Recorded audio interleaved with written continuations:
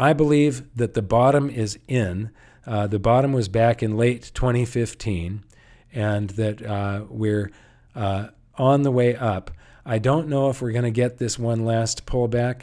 I have some cash set aside to buy a little bit more precious metals.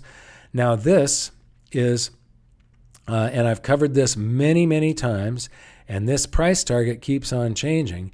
But if history were to repeat, and the value, this is the value of the gold at the Treasury, so it's the number of ounces times the price of gold, and this is the quantity of base currency that exists, the dollar value of all the paper dollars and deposits at the Federal Reserve that exist. And twice during the last century, the value of the gold at the Treasury has risen to meet or exceed the value of all of the base currency that exists. Here, it is the free market and the will of the public doing this, and it way overshot back in 1980. This is January of 1980.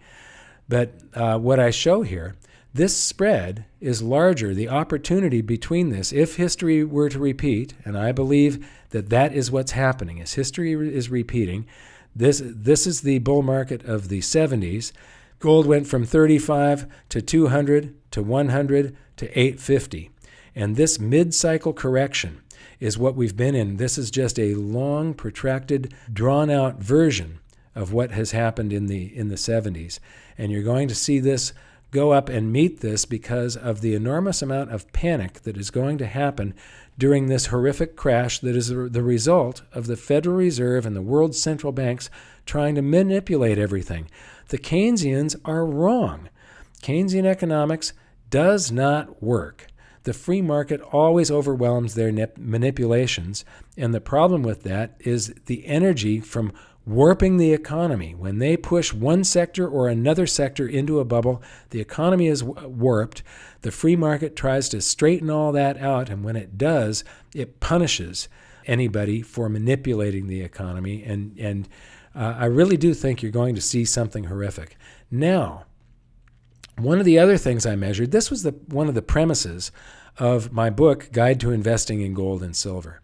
Since credit cards were created, back here, Diners Club was the first one in the late 50s, and then American Express.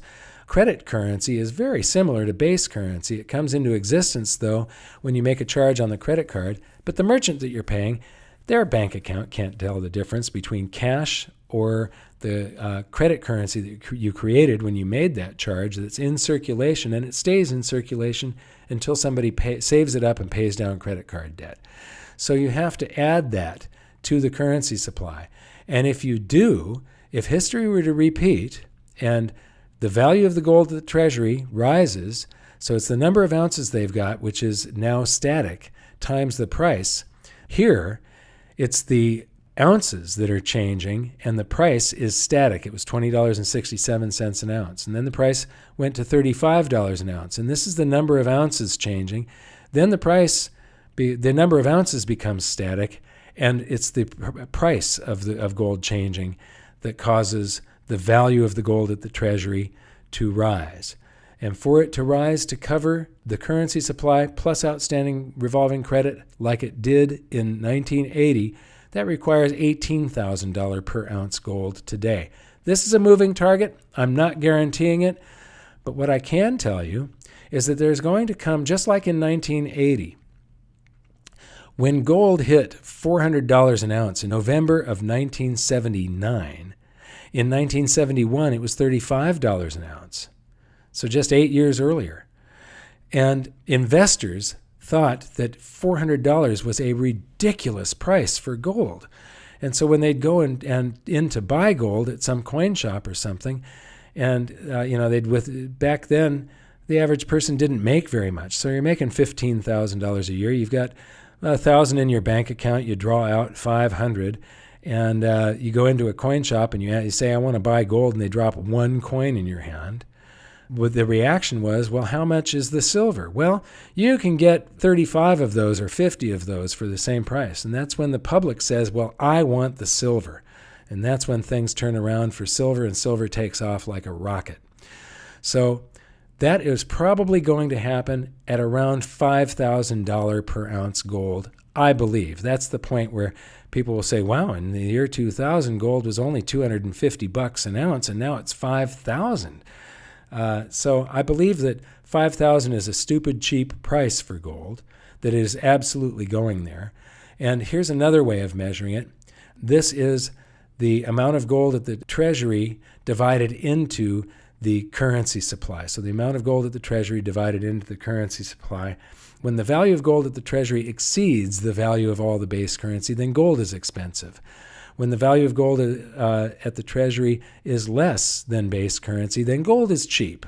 And when it's down here, it's very, very cheap. And here's the data.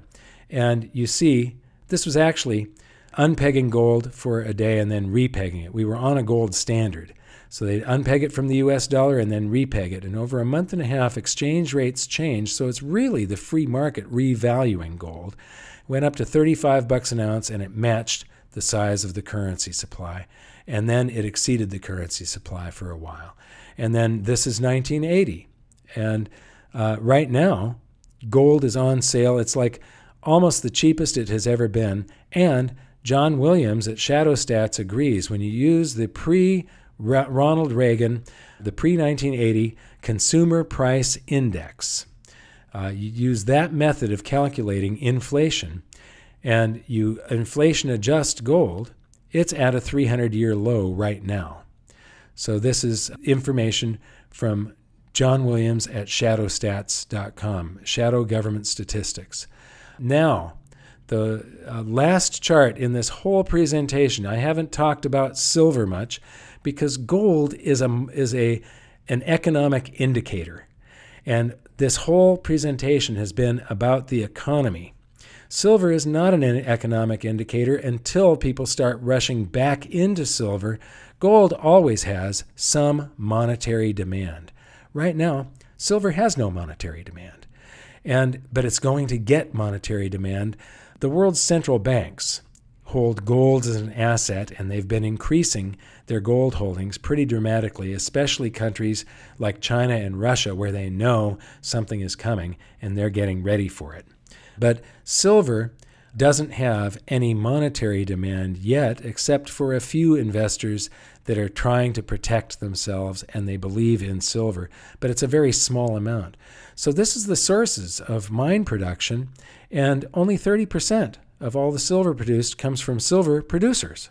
The rest is just a byproduct of all these. Now, in a global financial crisis, you're not going to have much copper dug up because the real estate booms that have been going on all over the planet, they're not going to be needing more copper plumbing and more copper wire. And so the amount of production of copper is going to drop dramatically, probably by more than half.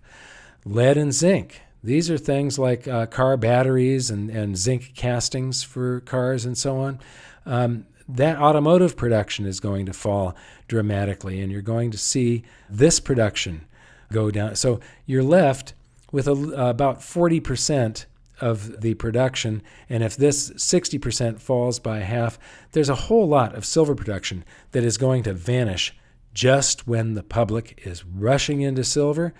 This is the end of my presentation, but I really do think that gold and silver are finally going into this last up leg. I don't want to see it, but, I can't correct this stupidity of politicians. I can't get them to do what I think is correct, what I know is correct from an Austrian economics point of view, and I can't control the world's central banks. I've often said that gold and silver come with a central bank guarantee, and the guarantee is that they will never stop printing the currency that gold and silver are measured in. So when you're printing currency that measures real money, eventually that real money has to catch up and probably exceed that currency. And that is what's going to happen over the next few years. There's going to be a crisis. You're going to see gold and silver gain many, many times in absolute purchasing power. So that's about it for this presentation. I want to thank everybody for watching.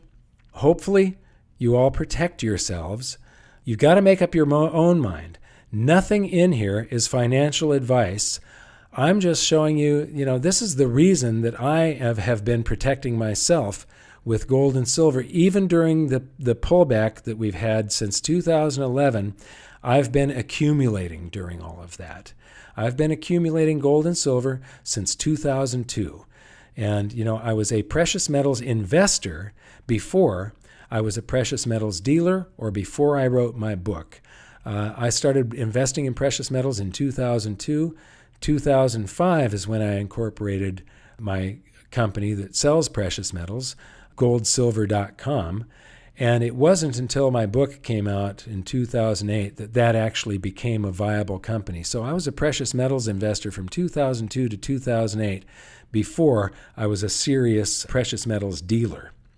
So this is what I'm doing for myself. It's not investment advice. I'm not telling you to do it. You need to do your own research. This is only a tiny, tiny fraction of the information that is available out there about the world economy. But it shows me things that sometimes scare me and sometimes give me reason to celebrate. The reason to celebrate is because I know that governments and central banks around the world are going to do the wrong thing because they believe in economic policies that are fallacious. They're wrong. They're false. It's going to pay off big I believe, for me, the precious metals investor. Thank you very much for listening. I hope you got a lot from this, and we'll see you next time.